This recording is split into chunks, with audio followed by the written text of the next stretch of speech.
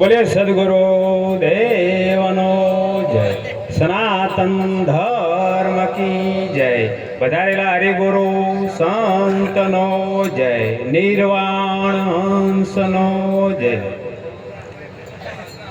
આજે અમારા આંગણે હવે આ સંતોની સભા છે, કારણ કે રાવણામાં તો આપણે બધી વાતો કરતા હોય ચાલે, પણ આ સંત સભા છે એટલે સંતોની સભામાં કઈ રીતે બેસવું આપણો વિવેક હોવો જ જોઈએ.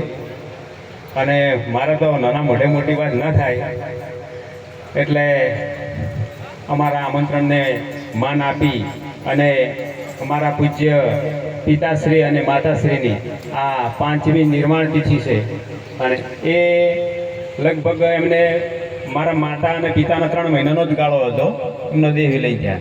એટલે અમે આ બંને તિથિઓ આવો ભેળી ઉજવીએ છીએ ગયા વર્ષથી માંડીને. એટલે આ વર્ષે પણ એવું આયોજન કર્યું છે કે 3 મહિનાની ગાળાની અંદર 2 તિથિ ઉજવવું અને હગા વાલાને બોલાવવા ના કરતે 2 તિથિઓ ભેળી ઉજવીએ તો સારું રહે, આવવા જવાવાળાને અમારે બી સારું રહે. એટલે એ રીતે અમે ઉજવણી કરીએ છીએ. પણ આજના પ્રસંગે અમારા આમંત્રણને માન આપીને વ્યાસપીઠ પર વિરાજમાન અમારા પૂજ્ય અમૃતપુરીજી બાપુ, શંકરદાસ મહારાજ, અમારે લુણપુરથી સુરતદાસ મહારાજ, મહારાજ શ્રી આપણે જગતપુરીજી મહારાજ, લુણપુરથી બાબુરામ મહારાજ, ગિરનારી મહારાજ અને બેમજીદાસ મહારાજ, સર્વે સંતોનું હું શબ્દોના પુષ્પોથી સ્વાગત કરું છું અને સંતોના ચરણોમાં વંદન કરું છું. 12 ગામથી વધારેલા અમારે લુણપુર ભક્ત મંડળ, અગારથી વધારેલા મહેમાનો, ઉમરીથી પણ મહેમાનો વધાર્યા છે અને બીજા જે પણ ગામમાંથી વધારેલા ગામના તમામ અમારે રાધુપુરા ભક્ત મંડળ, દેલાણિયાપુરા ભક્ત મંડળ, આ તમામનું હું શબ્દોના પુષ્પોથી હાર્દિક સ્વાગત કરું છું. બાદમાં અમારે ખાસ તો અમારા ખૂબ પ્રેમી અને ડીસામાં અને સુરતમાં જેમની મિલ ચાલે છે એવા દિલીપભાઈ ઠક્કર પણ આપણી વચ્ચે ઉપસ્થિત છે. દિલીપભાઈ ઊભા થાઓ, તમારા દર્શન આપો અમને, કારણ કે એટલો મોટો બિઝનેસ અને પોતે આનંદનાથજી મહારાજના શિષ્ય છે અને આટલો મોટો ધંધો હશે તો બાપુનો એક ફોન આવે તો ધંધો પડતો મૂકીને પોતે પહોંચી જાય. આ ગુરુનું પ્રમાણ તો તમે જુઓ. અને મને વચન આપ્યું હતું ગોપસિંહભાઈ હું 5-10 મિનિટે તમારે જેવું આવીશ અને એ વચન નિભાવવા માટે પોતે આવ્યા છે. ખૂબ ખૂબ ધન્યવાદ દિલીપભાઈને. બાદમાં અમારે ડેલિગેટ શ્રી પણ આવ્યા છે, ખૂબ ખૂબ ધન્યવાદ. આવી યુવા શક્તિઓની તો ખૂબ જરૂર છે. અમારે વકીલ સાહેબ પણ વધાર્યા છે અને ગામમાંથી અમારે નારસિંહ, માધુભા, દરેક વખતે કોઈ આમંત્રણો આવ્યા છે રહેતા ને મારા માસ્ટર સાહેબ દિવણસિંહ, સર્વેને હું શબ્દોના પુષ્પોથી સ્વાગત કરું છું. પણ પિતાશ્રીની એક તમને બધાને ખબર છે મારા બાપાનો સ્વભાવ કેવો હતો.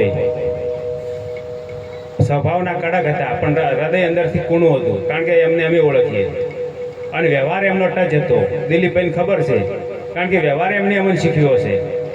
મને એમ કહેતા કે આડા વઢી જાતો પણ વ્યવહાર સાચવજો. સાહેબ એનું આજ પ્રમાણ છે પિતાજી કદાચ આજે હૃદય દ્રવિત થઈ જાય છે એમના અત્યારે શબ્દો સાંભળીએ તો.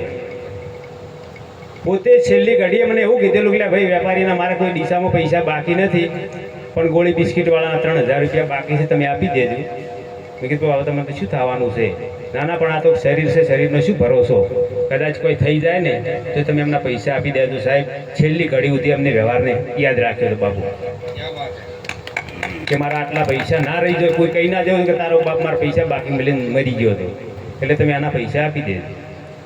એટલે કદાચ હું તમારા એવા મિત્રોને એવું જ કહું છું કે જીવનમાં બધું જ કરજો પણ મા બાપના ગુણ કોઈ દિવસ ના ભૂલજો. મા બાપને ગુરુને તમે નહીં ભૂલો ને સાહેબ, જીવનમાં તમારે કોઈ દાડો પડતો નહીં આવે દાડો, એ હું ગેરંટી આપું જ કહું છું. મા બાપની ગુરુની સેવા જેવી ઉત્તમ કોઈ સેવા નથી, એનું જીવતું જાગતું ઉદાહરણ હું તમને આપું છું. એટલે મા બાપને ગુરુની સેવા ઘણી દુર્લભ છે અને મને ઘણું કહેતા એમ કે ગમે તે થાય જીવનનું બધું જતું રહે, પણ કે તમારા પાસે પૈસા નહીં હોય તમે બજારમાં જઈને ઊભા રહો ને તો તમે માલ લઈને આવશો, તમારો વ્યવહાર હશે. તો પૈસા નહીં હોય તો ચાલશે પણ કે વ્યવહાર ના ખોતા. એટલે અમને આ બધો વ્યવહારને આ બધું શીખવીને જેલા છે એટલે આજે અમે એમના ગુણો કહીએ છીએ. એટલે પધરેલા દરેક યુવાનો માતાઓ બહેનો દરેકને નમ્ર વિનંતી કે બસ જીવનમાં મા બાપને લોછન ના લાગે એવું કોઈ કામ ના કરતા કે મા બાપની આબરૂને લોછન લાગે. એટલે જીવનમાં બધું મળશે, પણ એક કવિએ કીધું છે કે ભૂલો ભલે બધું પણ મા બાપને ભૂલશો નહીં, અગણિત છે ઉપકાર એના એ કદી વિસરશો નહીં. એવા મા બાપના ચરણોમાં વંદન કરી હું વિરમું છું અને વિનંતી કરીશ હું દિલીપભાઈ ઠક્કરને કે પોતે સભાને ઉદ્બોધન કરશે અને પોતાની અમૃતવાણી આપશે. દિલીપભાઈ ઠક્કર.